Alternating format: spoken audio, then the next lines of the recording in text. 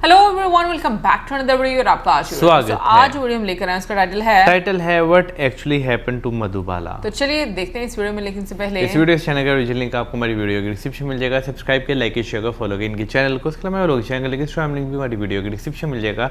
Subscribe कर, like, share कर, follow करें। चलिए देख लेते हैं ये वीडियो। पाकिस्तान का प्राइम मिनिस्टर बनने से पहले जुल्फिकार अली भुट्टो मुंबई में एक लॉ के स्टूडेंट थे और ये स्टूडेंट प्यार में पड़ जाता है इंडिया की सिनेमा स्टार मधुबाला से। 5 साल जुल्फिकार अली भुट्टो अपने परिवार के बंगलों में रहते हैं बॉम्बे के वर्ली इलाके में, और वो कई बार मुगले आजम के सेट्स में जाते हैं ताकि वो मधुबाला को देख सके। भुट्टो एकदम ऑब्सेस्ड थे मधुबाला से, और शूटिंग के दौरान उन्होंने सबको सरप्राइज कर दिया जब लंच के दौरान उन्होंने मधुबाला से शादी की बात करी। मधुबाला ने हंसकर इस प्रपोजल को ठुकरा दिया, पर जुल्फिकार अली भुट्टो कोई अकेले आदमी नहीं थे। हाल कैसा है जनाब का? मधुबाला के पीछे एक बहुत लंबी लाइन थी लड़कों की। 1950s के दौरान she was one of the highest paid actresses in Indian cinema, जिनको दुनिया की सबसे खूबसूरत महिला बुलाया जाता था। प्रोड्यूसर लड़ाई करते थे उनकी डेट्स के लिए, और इंटरनेशनल मैगजीन्स उनकी ब्यूटी के बारे में बात करते थे। पर मधुबाला की जिंदगी की कहानी भी एक मानो फिल्म स्टोरी की तरह थी, एक्साइटिंग और ट्रैजिक। बस 36 साल की उम्र में उनकी मौत हो जाती है, जिसके बाद मानो पूरा देश सदमे में चले जाता है। कई लोग ये समझ नहीं पाते कि देश की सबसे बड़ी सुपरस्टार के साथ हुआ क्या, और उनकी मौत के कई साल बाद ही पूरी कहानी क्लियर होती है।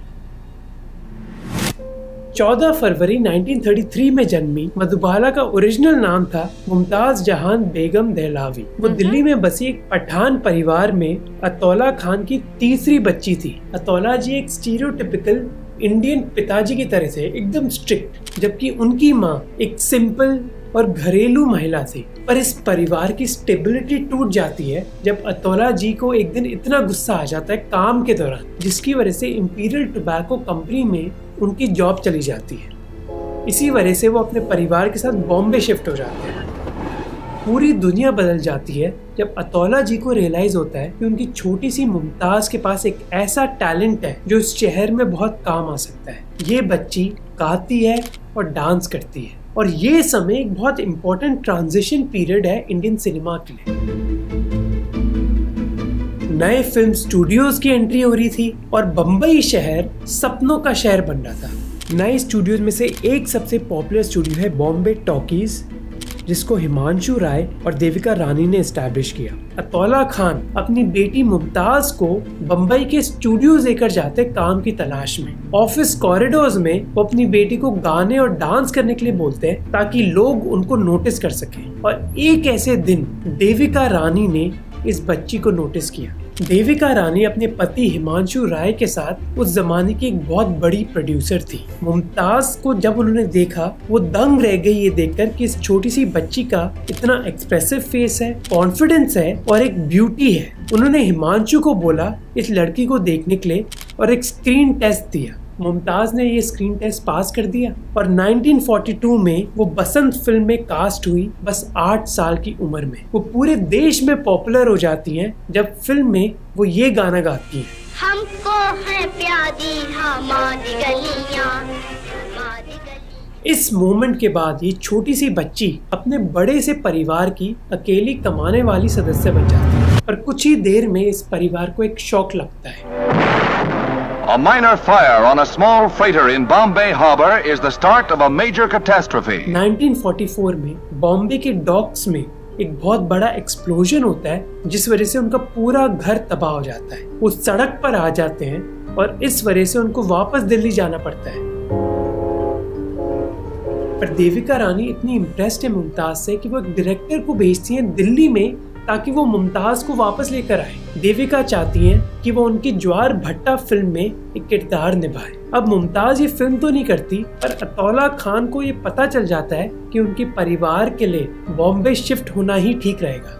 1944 से 1946 तक वो कई फिल्म्स में अपीयर होती है as a child artist. Director Kedar Sharma जो आने वाले समय में उनके गुरु बन जाते हैं, वो बोलते हैं कि जिस दिन मैंने उसको मेकअप पहनते हुए देखा उसी दिन मैं उसके टैलेंट से इम्प्रेस हो गया था। कई डायरेक्टर्स कहते हैं कि छोटी सी उम्र से ही मुमताज सीखना चाहती थी। कई चाइल्ड आर्टिस्ट फिल्म की दुनिया में इतना टाइम रह नहीं पाते क्योंकि उनको लगने लगता है कि दुनिया उनके इर्द गिर्द ही घूमती है, पर मुमताज के साथ ऐसा नहीं हुआ।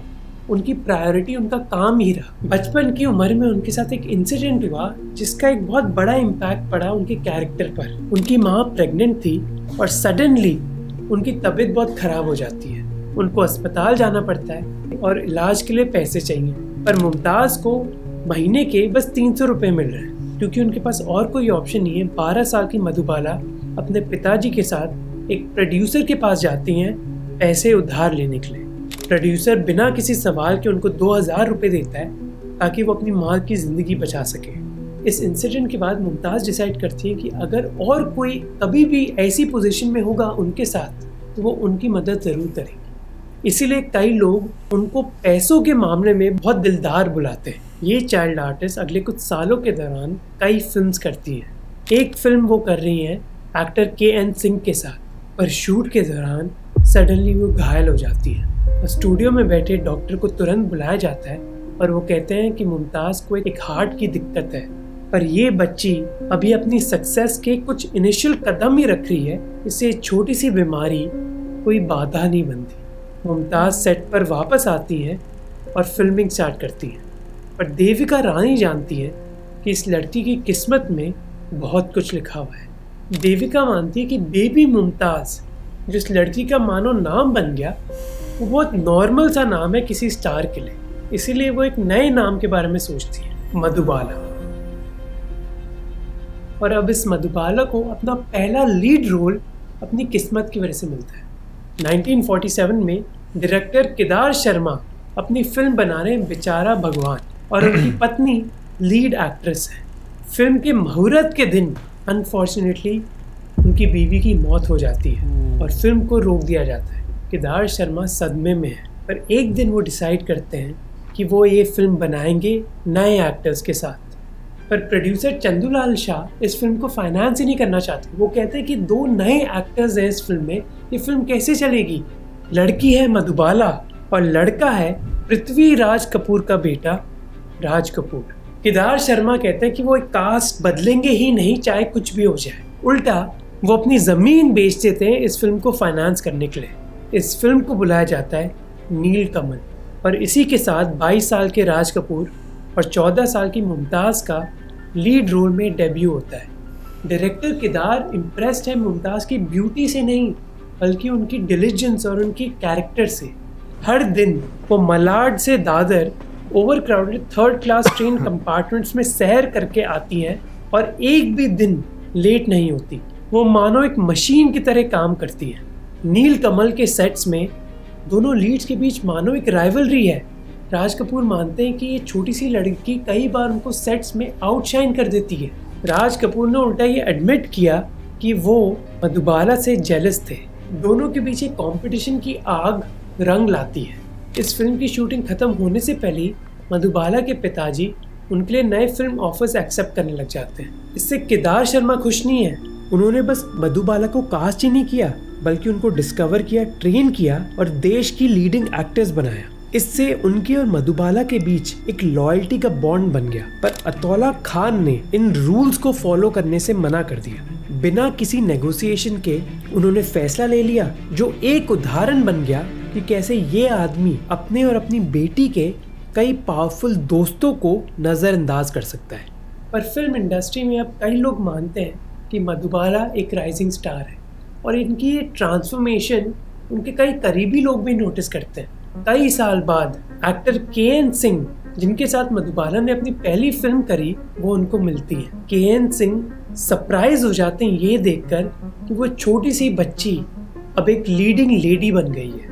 लड़की को देखकर KN सिंह बोलते हैं बेबी मुमताज, और वो रिस्पॉन्ड करती हैं अब मुझे लोग मधुबाला बुलाते हैं। अपनी पहली फिल्म के बाद मधुबाला 3 और फिल्म्स करती हैं राज कपूर के साथ। मधुबाला बस अपनी ब्यूटी के लिए ही नहीं, बल्कि अपनी एक्टिंग एबिलिटी के लिए भी जानी जाती है। कई क्रिटिक्स उनके परफॉर्मेंस को प्रेज करते हैं और एक ऐसा टाइम है जब एक क्रिटिक एक फिल्म के परफॉर्मेंस को डिसाइड करता है।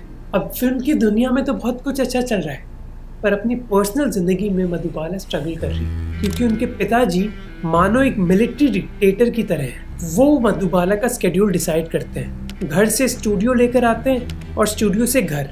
मधुबाला के पास कुछ टाइम नहीं बचता दूसरे लोगों से मिलने के लिए। अतौला खान मानो मधुबाला की परछाई बन जाते हैं हर सेट पर। इस वजह से मधुबाला के सेट पर कई दोस्त भी नहीं बनते, विजिटर्स को परमिशन नहीं दी जाती उनसे मिलने के लिए और मधुबाला के आसपास आने के लिए भी आईडी चेक करे जाते हैं। जैसे पर्सनल लाइफ में स्ट्रगल चलता है उसी तरह सडनली उनकी फिल्म की दुनिया में भी स्ट्रगल स्टार्ट हो जाते हैं। 1949 में देव आनंद के साथ मधुबाला को एक फिल्म का ऑफ़र मिलता है जिसका नाम है मधुबाला। ये ऑफ़र उसी प्रोड्यूसर ने दिया है जिसने मधुबाला को पैसे दिए थे अपनी माँ को बचाने के लिए। मधुबाला ये चीज़ भूली नहीं है, इसलिए वो कहती है कि कुछ भी हो जाए वो ये फिल्म करेंगी ही करेंगी। वो कहती है कि उन्होंने कई बड़े रोल्स को ठुकराया और एक फिल्म का तो एडवांस भी वापस कर दिया ताकि वो इस फिल्म में शामिल हो सके। फिल्म रिलीज़ होती है 1950 में, पर वो पूरी तरह फ्लॉप हो जाती है। इस फिल्म को इतना बेकार रिव्यू मिलता है कि आप सोच भी नहीं सकते। रिव्यूअर लिखते हैं कि इस प्रोड्यूसर ने इतने स्टार्स का करियर बर्बाद किया है जितना शायद 6 स्टूडियोज मिलकर भी ना कर पाए। इस प्रोड्यूसर का सबसे नया शिकार है मधुबाला, जो इंडियन स्क्रीन की सबसे टैलेंटेड और वर्सेटाइल स्टार मानी जाती हैं, पर इस फिल्म में इतनी ख़राब फोटोग्राफी करी गई है कि मधुबाला की माँ भी शायद अपनी बेटी को पहचान ना पाए। अगले 2 सालों के दौरान मधुबाला करीब 2 दर्जन फिल्म साइन करती हैं, जिनमें से ज़्यादातर फिल्म्स फेल हो जाती हैं। वही मीडिया वाले जो एक समय मधुबाला की वाहवाही कर रहे थे, अब वो उनके खिलाफ चले जाते हैं। क्रिटिक्स उनको अनलकी बुलाते हैं, यानी कि जिस भी फिल्म में मधुबाला आएंगी उसका लक ख़राब होगा और वो फेल हो जाएगी। पर मधुबाला डरती नहीं है, वो फिल्म्स करती रहती हैं और फाइनली उनको अपने करियर की बॉक्स ऑफिस हिट मिलती है, महल। इस फिल्म ने मधुबाला को एक प्रॉमिसिंग यंग एक्ट्रेस से नेशनल सेंसेशन बना दिया। इस फिल्म की ज़बरदस्त बॉक्स ऑफिस सक्सेस ने ये प्रूव कर दिया कि मधुबाला में सीरियस एक्टिंग डेप्थ के साथ साथ कमर्शियल पावर भी है और इस फिल्म ने उनकी जगह हिंदी सिनेमा की टॉप पर बना दी। ये रोल भी बहुत यूनिक था, इसमें डायलॉग्स कम थे और एक्सप्रेशंस ज़्यादा। याद रहे उस ज़माने में लोग मधुबाला को अनलकी बुलाते थे। जब डायरेक्टर ने मधुबाला का नाम सजेस्ट किया इस फिल्म के लिए, स्टूडियो मानना नहीं चाहता था, पर टेस्ट के लिए उल्टा मैनेजमेंट ने स्टूडियो के सिनेमाटोग्राफर को कहा कि मधुबाला की फ़ोटो ऐसे तरीके से लेना जिससे हम बहुत इजीली उसको इस रोल के लिए रिजेक्ट कर दें। स्टूडियो की फाइनेंशियल पोजीशन इतनी अच्छी नहीं थी और उनको एक गारंटीड हिट चाहिए थी। इसलिए जब प्रोड्यूसर्स ने मधुबाला का लुक टेस्ट देखा, उन्होंने डायरेक्टर का बहुत मजाक बनाया, पर डायरेक्टर माने नहीं। उन्होंने कहा ठीक है, एक और स्क्रीन टेस्ट लेते हैं मधुबाला का। उन्होंने लाइट्स एडजस्ट करी और खुद इस फोटोशूट को सुपरवाइज किया। जब नई फुटेज आई तो स्टूडियो की मैनेजमेंट दंग रह गए। उन्होंने डायरेक्टर का डिसीजन एक्सेप्ट कर लिया और इसी डिसीजन की वजह से मधुबाला एक कमर्शियल स्टार बनी। अपने पिछले जन्म की हर बात भूल जाता है। वाकई ये मकान निहायत मजबूत और खतरनाक है। इस बार क्या फैसला करके आए हो? पर सक्सेस के बावजूद वो लग्जरी लाइफ नहीं जीना चाहती थी। वो सिंपल कपड़े पहनती और ज़्यादा ज्वेलरी भी नहीं। पिताजी का फुल कंट्रोल ज़रूर था उनकी ज़िंदगी पर फिर भी वो कई चीज़ें करती जिससे वो खुद अपनी आइडेंटिटी बना सके। जैसे वो इंग्लिश सीखती और ड्राइव करना सीखती, जिससे उनको कुछ इंडिपेंडेंस मिल सके। और फिर उन्होंने ज़िंदगी में एक रेडिकल कदम उठाया इस इंडिपेंडेंस को इस्टेब्लिश करने के लिए। प्यार। 1951 में तराना फिल्म के सेट्स में मधुबाला और दिलीप कुमार का रोमांस स्टार्ट हुआ।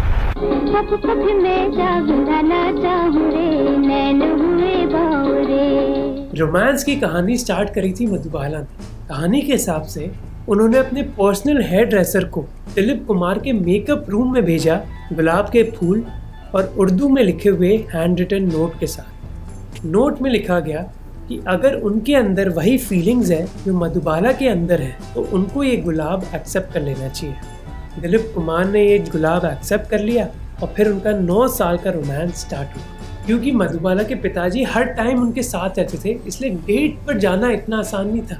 फिल्म सेट्स में उनको कुछ सेकंड मिल जाते या फिर कई बार चोरी से मधुबाला अपनी गाड़ी में दिलीप कुमार के साथ ड्राइव पे चली जाती।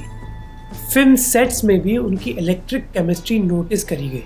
एक जर्नलिस्ट जो एक फिल्म के प्रीमियर में थे, उन्होंने अपनी ऑटोबायोग्राफी में लिखा कि रॉक्सी सिनेमा में मधुबाला और दिलीप कुमार को हाथ पकड़कर एंटर करते हुए देखना, ये मंजर मेरी मेमोरी से कभी फेड नहीं होगा। ये शायद पहली बार था जब दोनों को पब्लिक में हाथ पकड़ते हुए देखा गया। बाद में दिलीप कुमार अपनी ऑटोबायोग्राफी में लिखते हैं कि ये एक ऐसी औरत है जो उनको अपने सहमे से रूप से बाहर निकाल सकती है, पर जहाँ प्यार है उधर ट्रेजेडी भी है। निवाला फिल्म की शूटिंग के दौरान उनको बोला गया एक नदी के पानी के अंदर उतरकर चलने के लिए।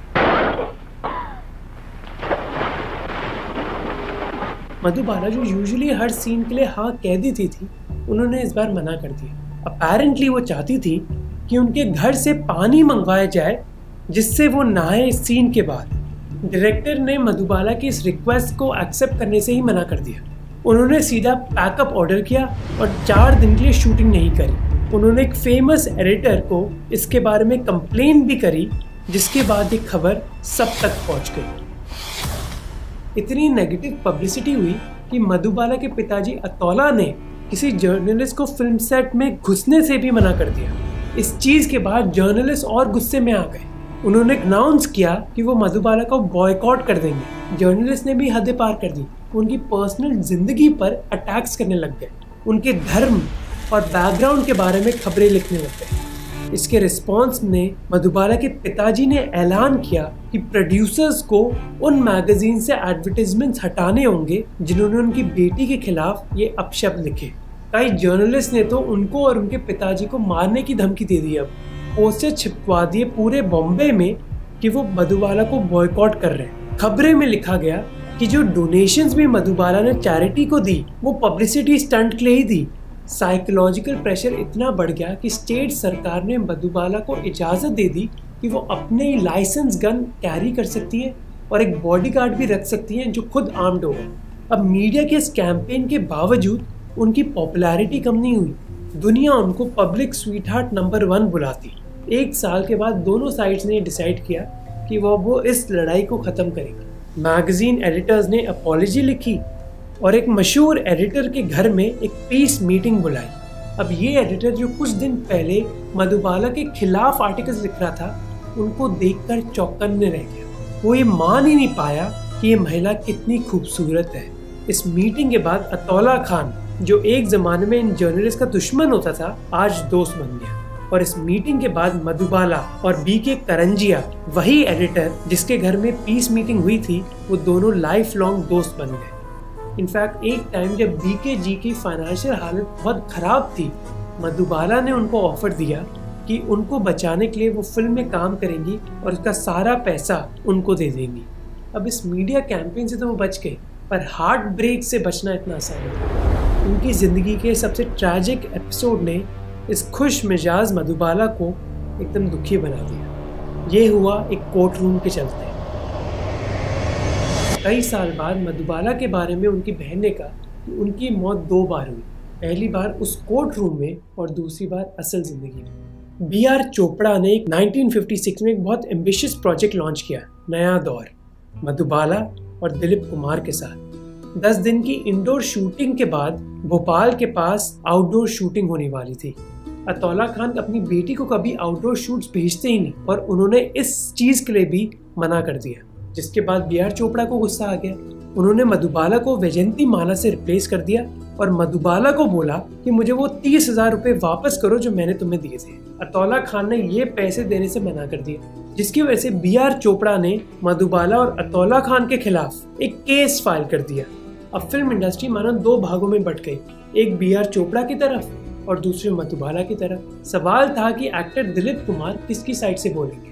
अब दिलीप कुमार और अतौला खान की बिल्कुल नहीं बनती। माना जाता था कि दिलीप कुमार बिल्कुल पसंद नहीं करते कि मधुबाला अपने पिताजी के खिलाफ लड़ ही नहीं पाती। इसीलिए कोर्ट रूम में दिलीप कुमार ने डायरेक्टर बीआर चोपड़ा के सपोर्ट में गवाही दी। मधुबाला और उनके पिताजी ने आर्ग्यू किया कि वो आउटडोर शूटिंग नहीं करना चाहती थी हेल्थ रीजंस की वजह से, मेडिकल रीजंस की वजह से। जबकि दिलीप कुमार ने बताया कि जो मधुबाला का डिसीजन है वो कॉन्ट्रैक्ट को वायलेट करता है। अब दिलीप कुमार ने कोर्ट में तो कई चीजें कही, जैसे उन्होंने कहा कि मैं मधुबाला को प्यार करता हूँ और तब तक करूंगा जब तक वो सांस लेती रहेगी।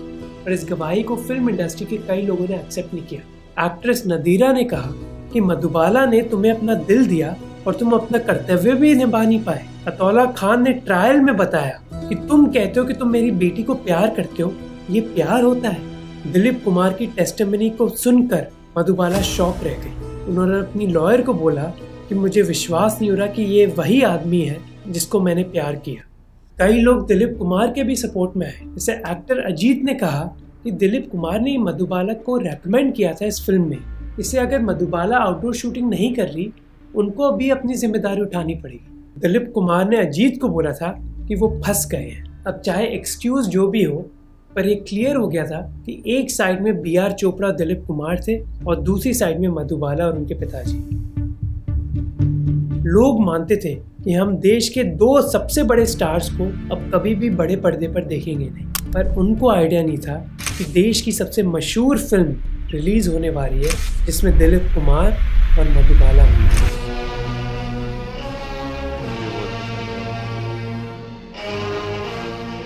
मुगले आजम इंडियन सिनेमा का सबसे एम्बिशियस फिल्म प्रोजेक्ट था।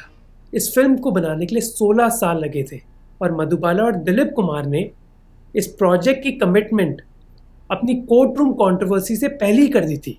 इतना बड़ा प्रोजेक्ट था कि दोनों एक्टर्स को पता था कि उनको प्रोफेशनलिज्म दिखाना ही होगा और ये once in a lifetime opportunity है उनके लिए। ये फिल्म की शूटिंग स्टार्ट हुई थी 1951 में, जब ये दोनों एक्टर्स प्यार में थे और उनका ऑफ स्क्रीन रोमांस उनके सलीम और अनारकली के कैरेक्टर्स में हमें देखने को मिला।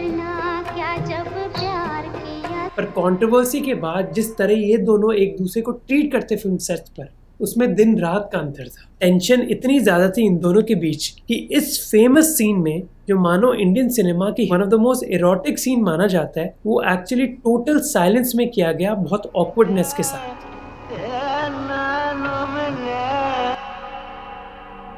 मधुबाला पर इस फिल्म की शूटिंग का बस इमोशनल टोल नहीं था, बल्कि एक फिजिकल टोल भी था। और कई लोग नहीं जानते थे कि वो लिटरली ऑलमोस्ट मर रही थी इस शूटिंग के दौरान। उनकी हार्ट कंडीशन इतनी बुरी हो गई थी कि खांसते खांसते भी उनके मुंह से खून बह रहा था। फिजिकली वो इतनी कमजोर थी, पर इसके बावजूद उन्होंने सीन्स को मना नहीं किया।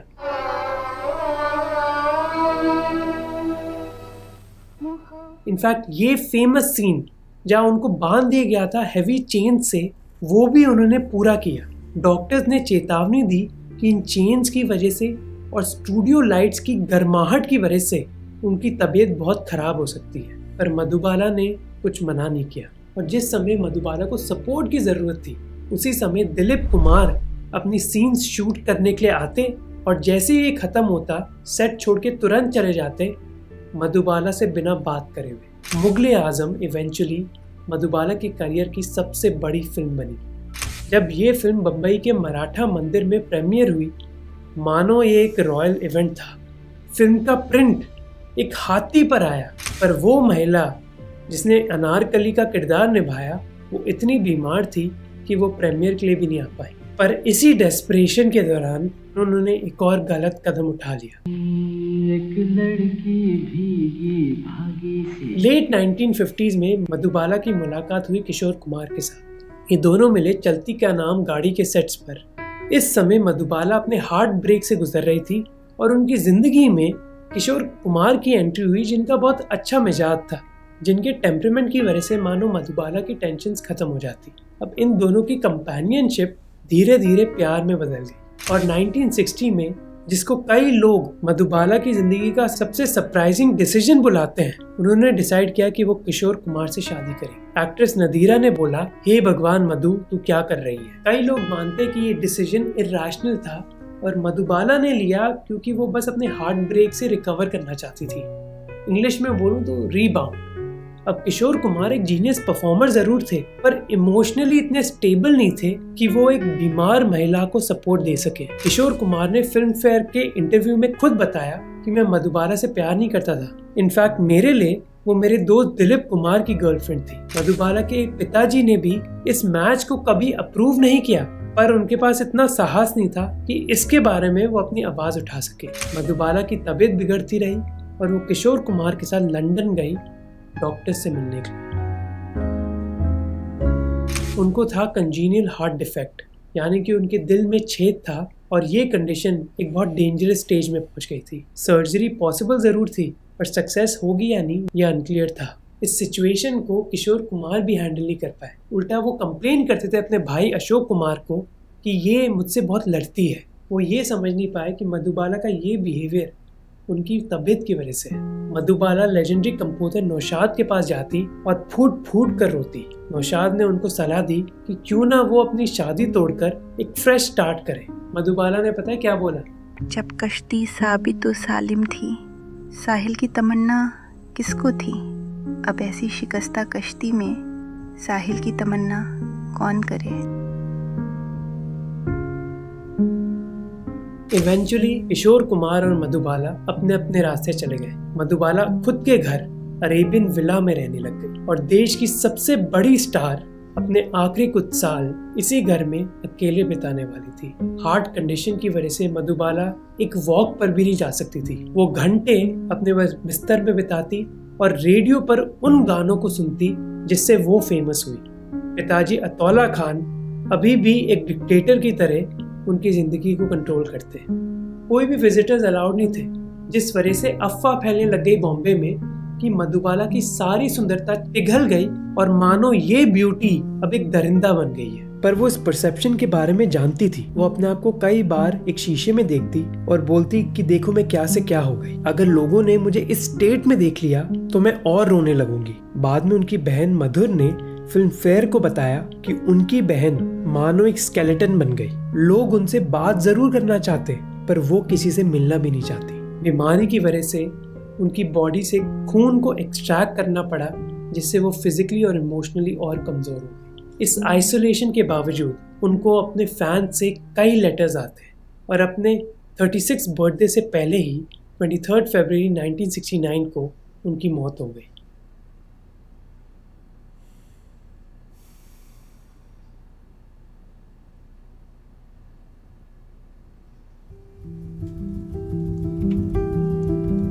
अपनी छोटी सी जिंदगी में उन्होंने 73 फिल्म्स करी, जिसमें से करीब 20 ब्लॉकबस्टर्स बनी। मधुबाला की ब्यूटी हमारे देश तक सीमित नहीं रही। लेजेंडरी हॉलीवुड डायरेक्टर फ्रैंक कैपरा भी मधुबाला से इतने इम्प्रेस थे कि वो उनको हॉलीवुड लेकर जाना चाहते थे एक इंटरनेशनल प्रोजेक्ट के लिए।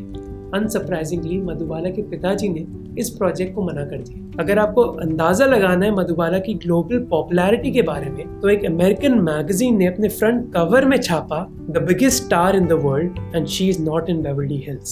स्ट्रेंजली मधुबाला की जिंदगी भी उनकी फिल्म्स की तरह थी, ब्लॉकबस्टर और ट्रैजिक। बट थैंकफुली करीब 70 साल बाद भी her work speaks more for her, और शायद इसीलिए वो देश की सबसे बड़ी स्टार मानी जाती है। इस बात में तो कोई शक नहीं कि भाई मधुबाला जो है वो बॉलीवुड की ना one of the most beautiful actress जो है वो अपने टाइम की जो है वो रही हुई है।